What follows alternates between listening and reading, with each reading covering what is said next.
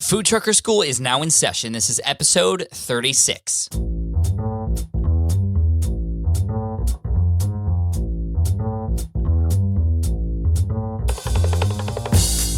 What is up, Food Truckers? Thank you for joining me today. My name is Pat Flynn, your host, and I and the rest of the FoodTruckr team are here to serve you. Whether you're just getting started or you've been doing this for a while, this show is the one for you.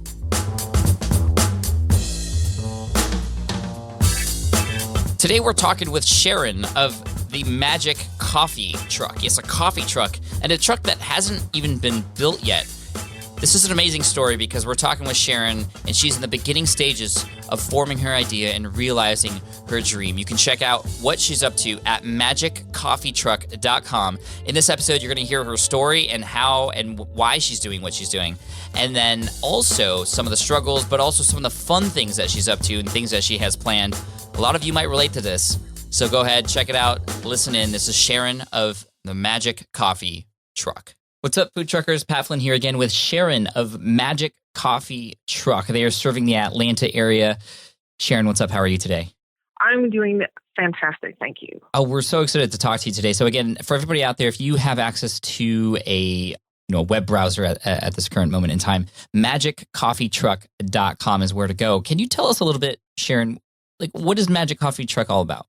Sure. Well, it really was an outgrowth, or it will be an outgrowth, because that's the thing. I still don't have a truck. Yeah, we're in the early stages right now. Very early startup.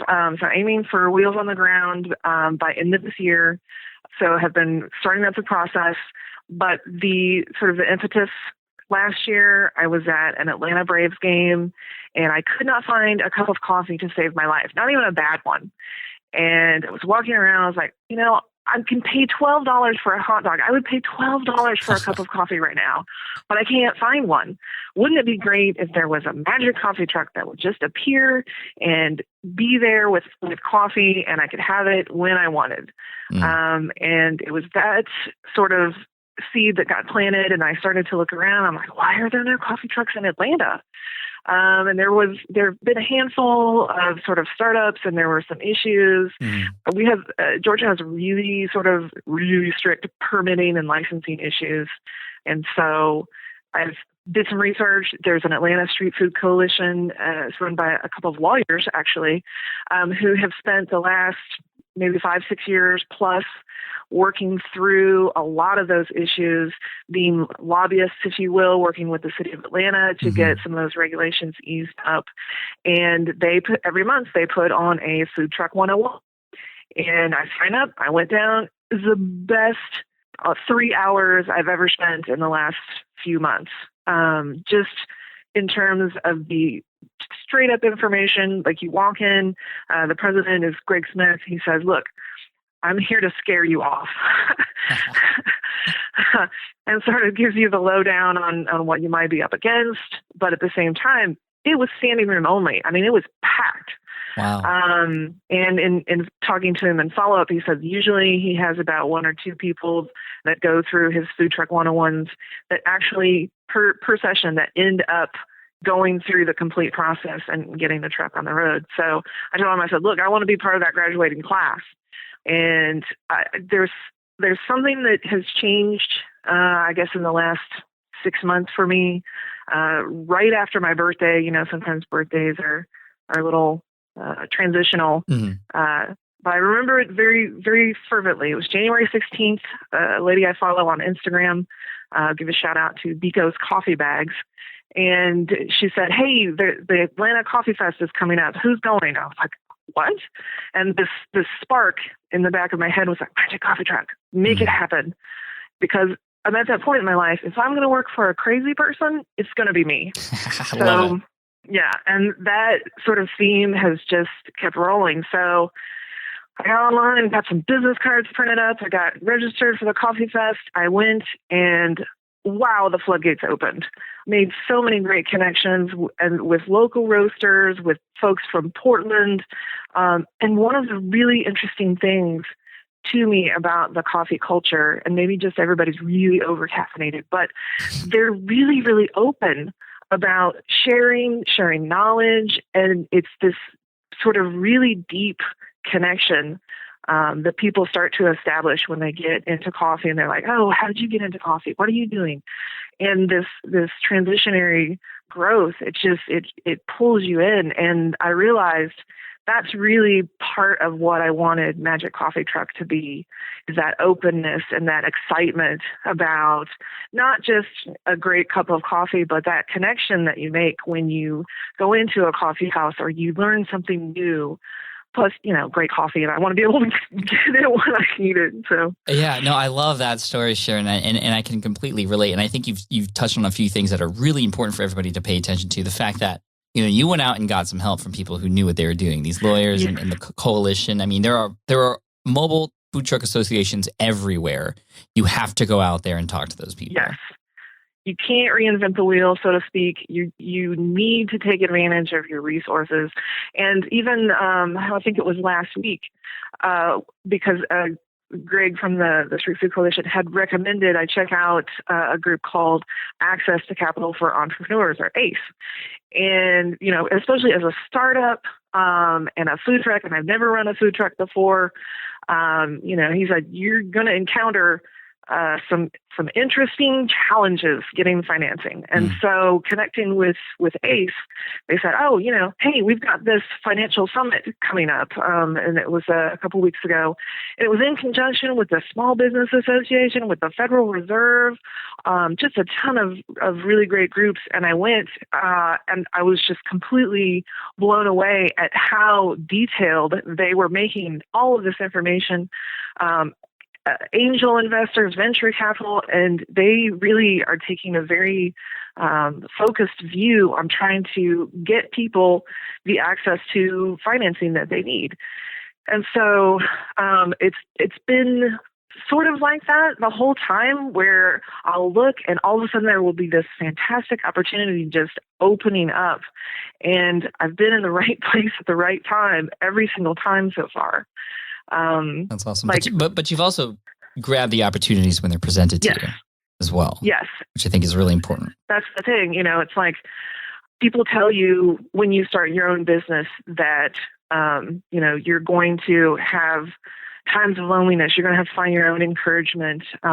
It's a lot easier if you make a lot of connections with a lot of people who are doing the same thing at the same time. And so social media has been really helpful, building connections with people that I've never met in real life, but through Twitter. We're all going through the same thing, startups, food trucks, and, who is, looking for something, like, hey, check this out. Or same thing. I'm like, I'm looking for a truck manufacturer.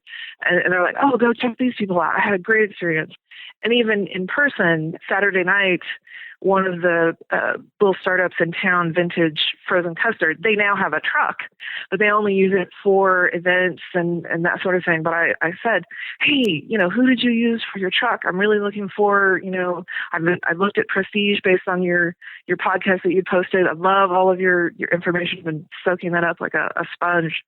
But as somebody who's never gone through this before, I absolutely have to rely on people who have gone through it before and have had great experiences and can tell me, hey, this worked well, this didn't work well, try this, you might find this helpful. And that's just been really encouraging all along the way. That's really cool. The other thing is, nobody has yet to tell me it's a bad idea.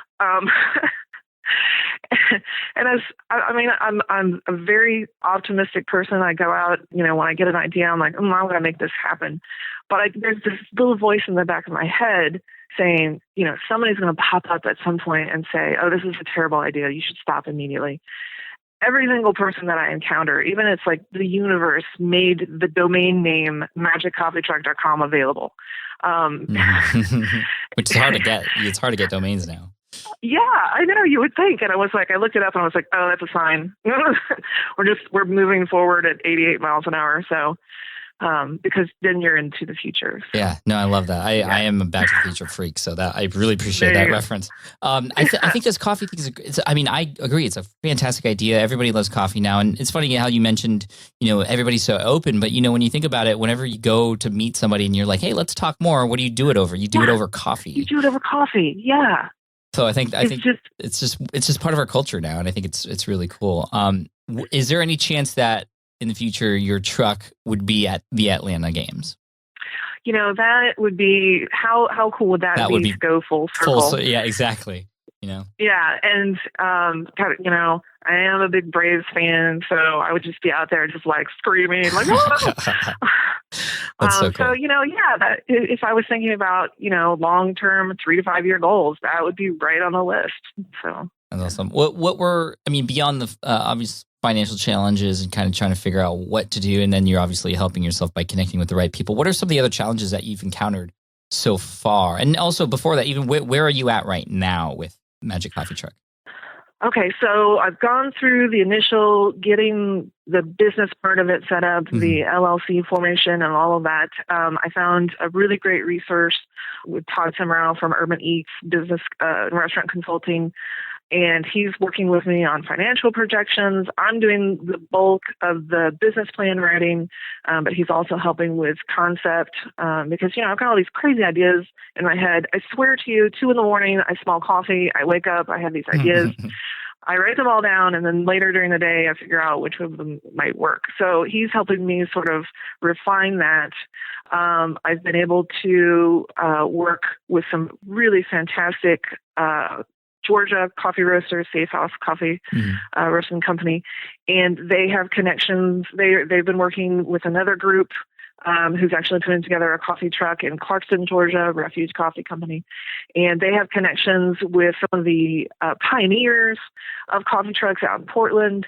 So corralling all of those resources, getting all of that information putting together, getting ranges of what my equipment and truck costs might look like, what my operating costs might look like for the next 3 to 5 years, what my just goals are. Because when I originally thought about this, I thought, I'll start it small. I'll just do festivals and farmers markets and catering, that sort of thing. And the more I started to think about it, the more I started to talk to different folks, they said, you know what, think big first, because one of the typical mistakes that people, when they come into this, they'll either start really small, they'll start out with a trailer or something, and then they immediately find that they just want a truck right away, or, sort of kind of reverse, and, hearing advice from different people, it's really hard to make a successful route of just doing festivals. So it's like I'm trying to think about this in kind of a 3-pronged approach. Okay, there's the one arm that may go set up in the morning next to an office park. There's the other arm that may go join food truck nights. There's the arm that will do festivals and catering. Movie business has really picked up in Georgia. It's one of the, biggest growing industries. I would love to go and, cater at a shoot. Always been a big movie fan. I think that would be a really natural fit.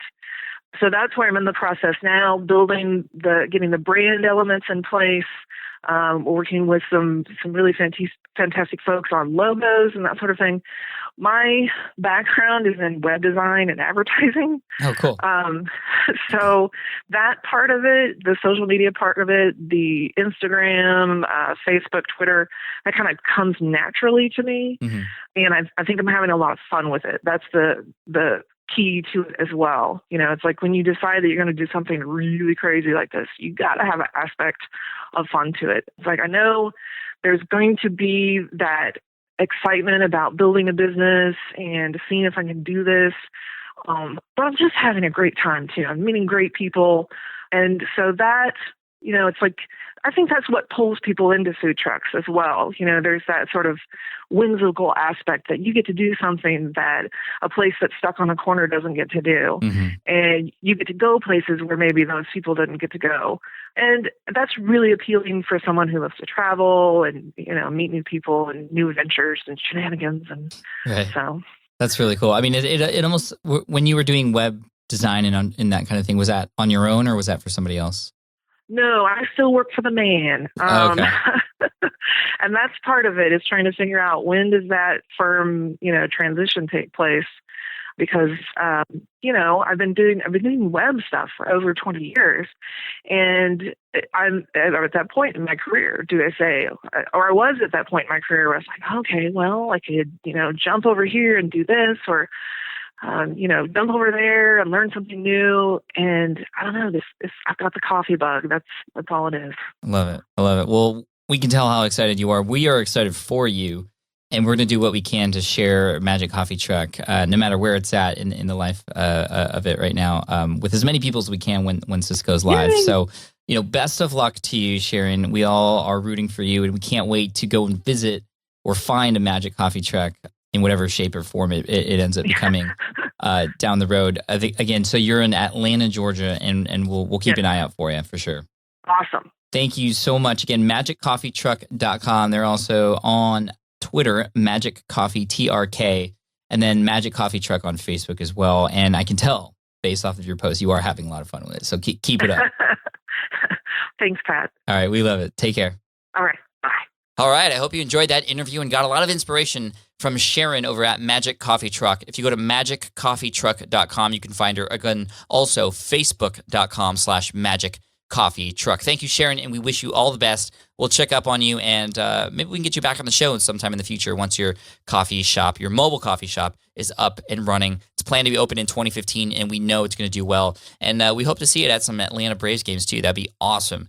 Best of luck to you, and best of luck to all of you out there, too. Now, if you want a growth kit for your food truck, a guide and tools and worksheets that are going to help you make sure you not only survive, but thrive in the next year of business, no matter where in the life of your truck you're at, head on over to foodtruckr.com/growth kit. Again, foodtruckr.com/growth kit. No spaces, foodtruckr.com/growth kit. You can find that there. You're not going to be disappointed. Cheers, take care, and I'll see you in the next episode.